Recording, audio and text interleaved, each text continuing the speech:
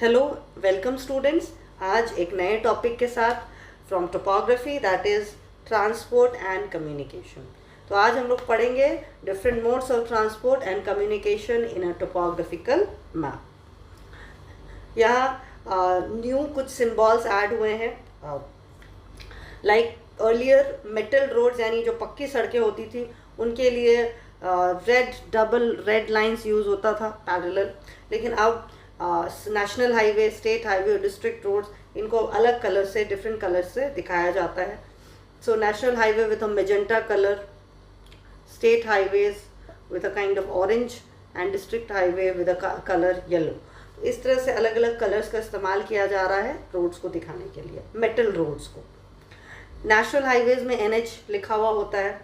Expressways are shown with purple, और यहाँ toll booth है इसीलिए यहाँ पे टोल का सिंबल भी देखने को मिलता है। So with the help of this हम आइडेंटिफाई कर सकते हैं different modes, different metal roads.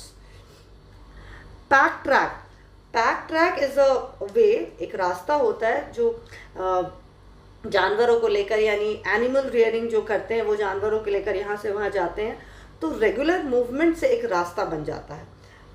Pack refers to the pack of animals, तो इस तरह से जो रास्ता तैयार हो जाता है उसको कहते हैं pack track. It is shown with broken red lines. फिर फुटपाथ, फुटपाथ दिखाया जाता है, it is shown with red dots. And footpath with a bridge, अगर फुटपाथ ब्रिज के साथ है तो ब्रिज का सिंबल भी देखने को मिलेगा। इसके अलावा we have to know about car track.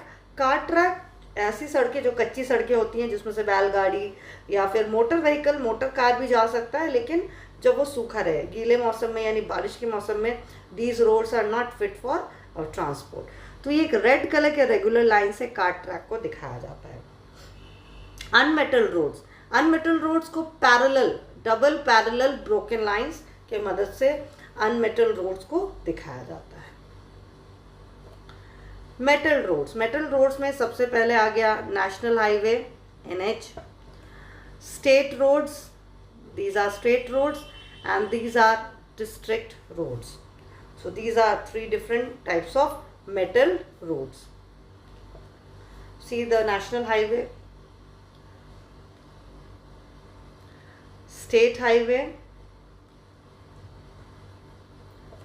and district roads. You can see this, इसको कहते हैं डिस्टेंस स्टोन। ये भी रोड्स यहाँ पे अगर स्टेट हाईवेज को देखें, यहाँ पे distance stones, you can see the numbers, they show the distance stones. National highways में तुमको देखने को मिलेगा distance stones. Expressway, this is a toll plaza, this is expressway. Now the next, unmetal roads. Unmetal roads ये कच्ची सड़कें होती हैं। You can see here double parallel red lines, but they are broken lines, they are unmetal road, कच्ची सड़कें, you can see in the picture. Now road with embankment, ये है इसका symbol, a road with embankment. If it is on a raised platform, अगर road को raised platform पे बनाया गया है तो road with an embankment. You can see the raised platform, ऊंचा है, उसके ऊपर रोड बना है और वहाँ मूवमेंट हो रहा है व्हीकल्स का, तो road with an embankment. This is a car track, you can सी कच्ची सड़क है, बहुत ही नैरो होती है गाँव में basically. So this is a car track shown with a regular red line, this is a car track.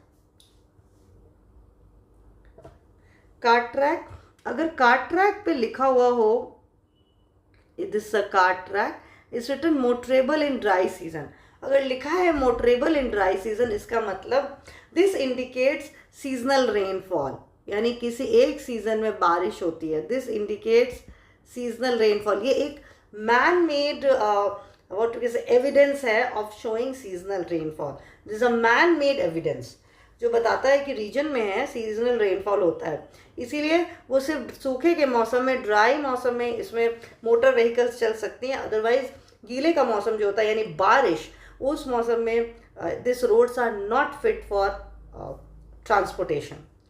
You can see in the rainy season. You can see a bus जो stuck हो गया है, and another picture also you can see the condition of the road which is not fit for transport.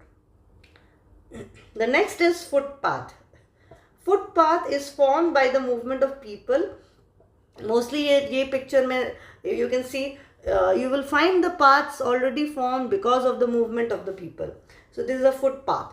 This is a footpath formed in a forest.